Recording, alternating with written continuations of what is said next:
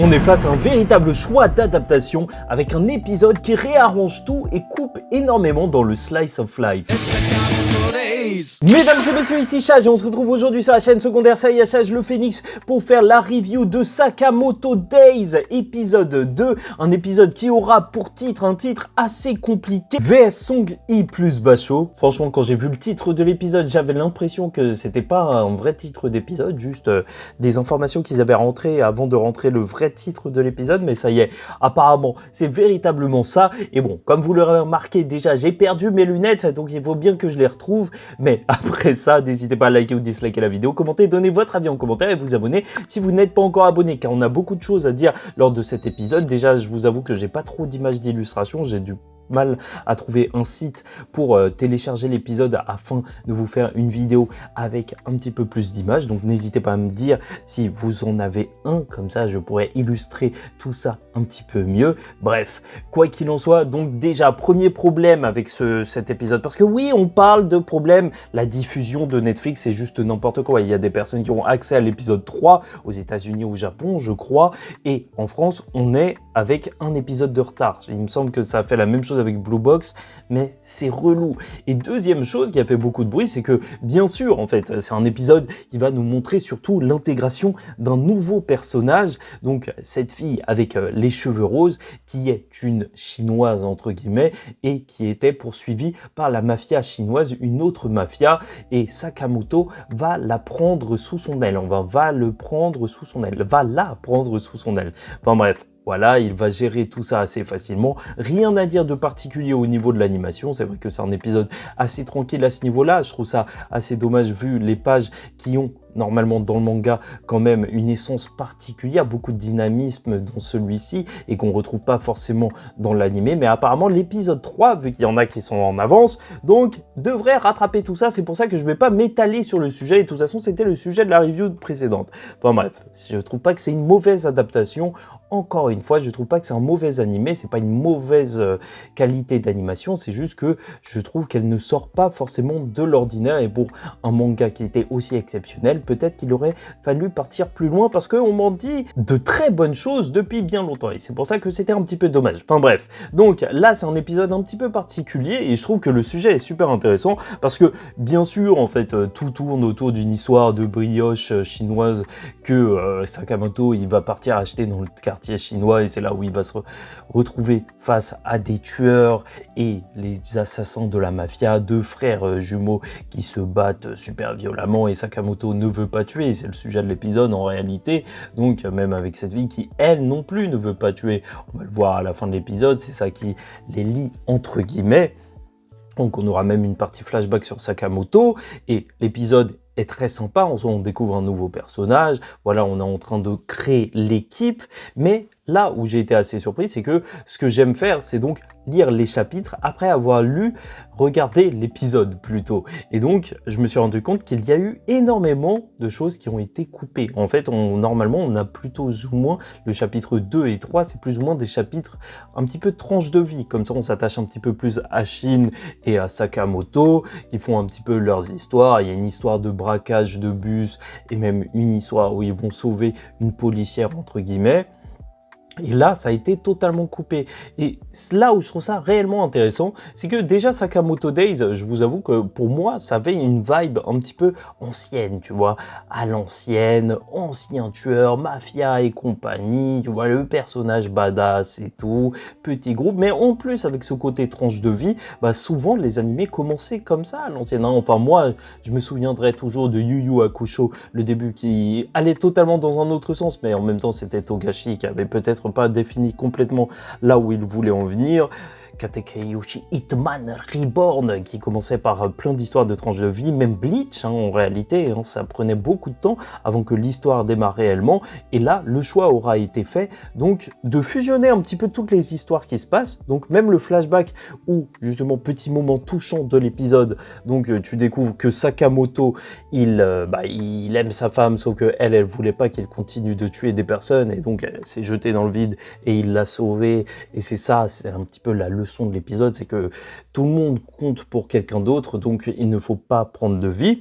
Enfin bref, donc ça, normalement, ça se passait durant ces histoires de tranches de vie, en fait, des tranches de vie où, voilà, t'apprenais à découvrir un petit peu plus les personnages et à t'attacher un petit peu plus à eux. Sauf que l'adaptation a fait le choix d'aller un petit peu beaucoup plus rapidement. Donc, en fusionnant un petit peu cette histoire, à l'introduction d'un nouveau personnage et la règle de Sakamoto de ne pas tuer. Alors que normalement, voilà, t'as d'autres passages.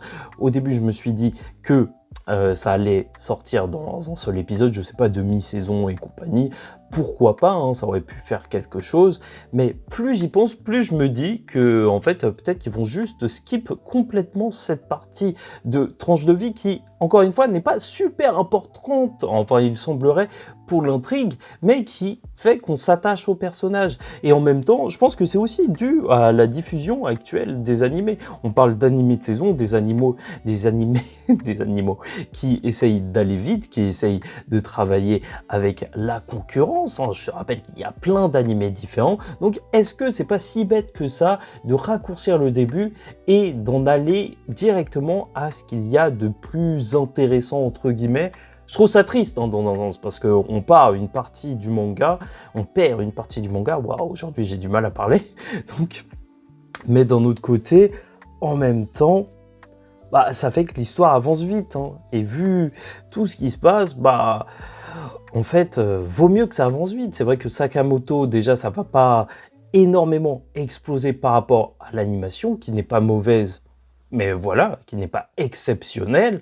Donc, il faut bien que l'intrigue se rattrape, et à ce niveau-là, peut-être qu'il n'y a pas de temps à perdre, et ça offre une expérience, en tout cas différente, pour ceux qui ont lu le manga, même si c'est un petit peu triste de ne pas retrouver toutes ces histoires, et j'espère que ça va pas pénaliser Sakamoto Days par la suite, parce qu'on ne sera pas encore attaché au personnage, et c'est vrai, de toute manière, en fait, en animation, tu t'attaches un petit peu plus rapidement aux personnages, dans le sens où bah, tu as leur voix, tu as les OST et compagnie, tu les vois littéralement bouger, donc peut-être que ça peut aller plus vite à ce niveau-là. Je me demande si l'auteur il a eu un mot à dire par rapport à ça, au travail de réécriture des épisodes, mais en soi, on est donc sur un épisode qui est totalement novateur, entre guillemets, ou en tout cas qui résume un petit peu le début de Sakamoto Days. Donc j'ai très hâte de savoir ce que vous en pensez en commentaire. Est-ce que imaginez, hein, sait-on jamais, que Bleach, il y ait un remake et que, tu vois, Doriyeme et compagnie, bah, en fait, ils se retrouvent recrutés super rapidement par Ichigo, tu vois, en 3 épisodes, ça y est, ça commence déjà, ça part à la Soul Society.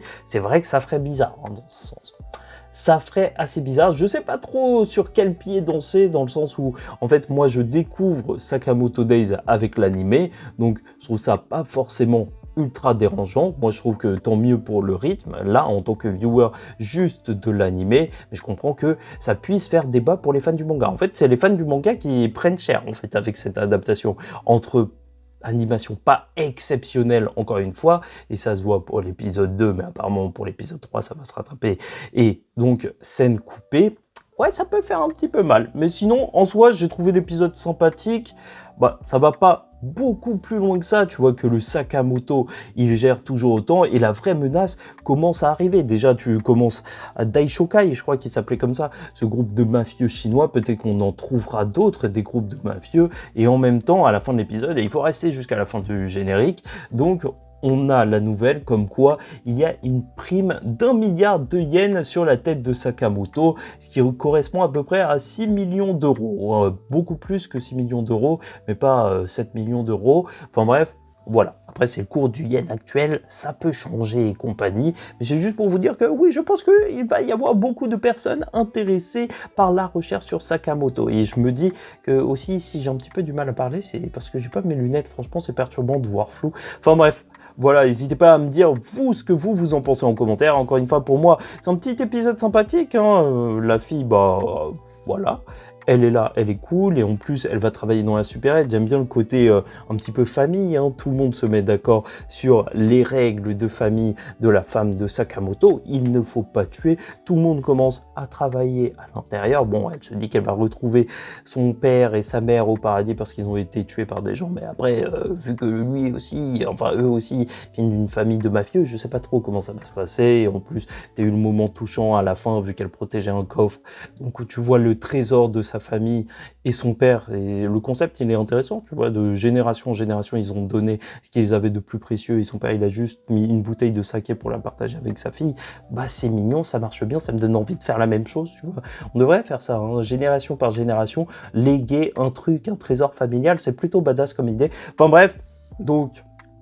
Tout ça pour vous dire que l'épisode est plutôt sympathique, hein. Tu le regardes tranquillement, rien de fou pour l'instant, mais ça commence à annoncer des choses. Voilà, prime sur la tête de Sakamoto, petit groupe qui s'est formé de la supérette avec tous leurs tabliers, ça je trouve ça génial. Le duo Shin-Sakamoto, bah, je commence à aimer de plus en plus, hein. Tu vois, le Sakamoto qui a envie de le tuer tout le temps, et Shin qui s'occupe de lui à chaque fois, alors que, tu vois, même au bout d'un moment, ils étaient en train de se battre face aux jumeaux assassins, là, il donnait plein de coups et Sakamoto il a esquivé, il s'est dit ah je me suis juste fait un petit peu mal au cou, tu vois, comme ça super facilement, c'était choquant, mais t'as le Shin qui lui met un petit peu un pansement froid pour une compresse froide pour qu'il ait pas trop mal au cou. Enfin franchement ce côté oui je m'occupe de mon papa, de mon papy ou je sais pas quoi, ou de ma star en fait directement. Moi je trouve que ça marche plutôt bien, c'est assez drôle comme dynamique, mais très hâte qu'on aille un petit peu plus dans le vif du sujet. Ah oui, je vous avoue que les brioches à la viande et même au haricot rouge, mais purée, qu'est-ce que ça me donne envie les bao comme ça.